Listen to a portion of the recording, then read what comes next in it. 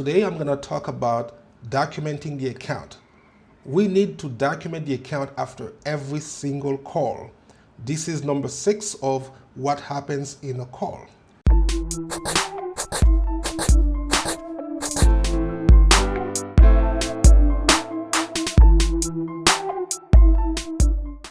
So, documenting the account, why is it so important? Well, whoever called about an issue, whoever called for information, especially if there was an account that was handled or an account was open, everything needs to be documented. I'm going through a few examples with you to show you no matter what happened, you would still need to document an account. Let's go with the most common. You talk to someone called, you introduce yourself, you brand the company, your name is such and such, I work for such and such company, how can I help you today? Even if they called by mistake, since the account related to this phone number would open automatically, you need to document the account. Well, customer called by mistake and customer hung up. You need to document this no matter what happened. Let's talk about a ghost call. No one is on the line. You're saying, hello, my name is, how can I help you, etc., etc. You do your proper introduction, no answer. You still need to document an account, especially if the account opens up or pops up when the phone number was dialed to our system. So everything needs to be documented. Not only when you talk to someone, you always need to document the account. Phone number called, in this case, you cannot say it's the customer because you don't know if it's the customer. Maybe it's the customer's child. Maybe the number was dialed by mistake, because if the customer calls back and say, when was the last time I called you guy? And you say, oh, you called us yesterday. And the customer say, I did not call you yesterday.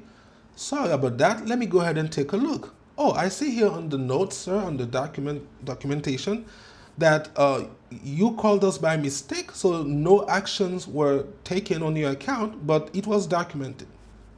Or the customer want to know if a spouse called, one of his children called. Sometimes the kids believe that they need a faster internet, especially if they play games. They would call in trying to upgrade the internet service. Unfortunately, if they are not an authorized person on the account, that's not going to happen. So anything that happened on a customer's account should be documented, especially in case the customer calls back. You need to be able to provide with information. Or what happens regularly is like you're gonna be talking to the customer's name on the account. Well, the first thing you need to document, like for every call, especially when there was an interaction with you and the caller, you need to document who called in case that it wasn't the name on the account. Who called? That needs to be documented.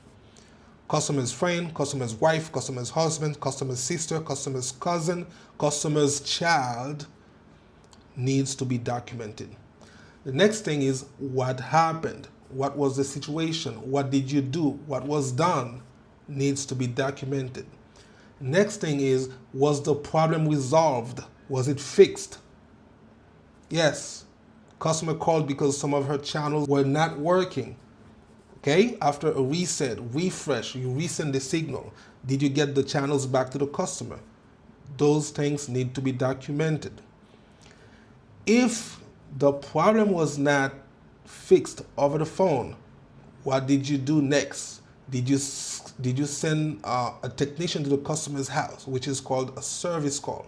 Did you send somebody there at the customer's home to fix the problem or to look at the problem a little bit closer? Did you schedule an appointment for the customer in one of our locations or one of the company's location? Or was the customer in a hurry and did not allow you to fix the problem? In this case, the customer is going to call back. You need to document that as well. Well, customer called regarding a problem, but it was time for customers to go to work, could not wait any longer. Customer disconnected the call and promised we'll call back. If we need to call back, we also put that, we schedule a call back. No matter what happens, it needs to be documented. Nothing goes undocumented in a call center. Nothing, absolutely nothing. Okay. Now, if an agent fails to do so, that can create a lot of problem, legal problem, confusion with the next agent. Because when you are a customer and you've dealt with a company 2 days ago, and when you call back for the same problem and no one knows what the heck going on, this is the most frustrating experience you will have in your life. But it sounds way better when the customer service representative says, I see you called 2 days ago regarding your Wi-Fi, not connecting properly. Are you calling regarding the same problems? The customer feels like, wow, they really know what they're doing. So the customer, whenever you save the customer the story, whenever you are able to pick up from where what was left off, that makes the customer experience a lot different. Thank you very much. Appreciate you made it till the end. You were Steph with the Call Center channel.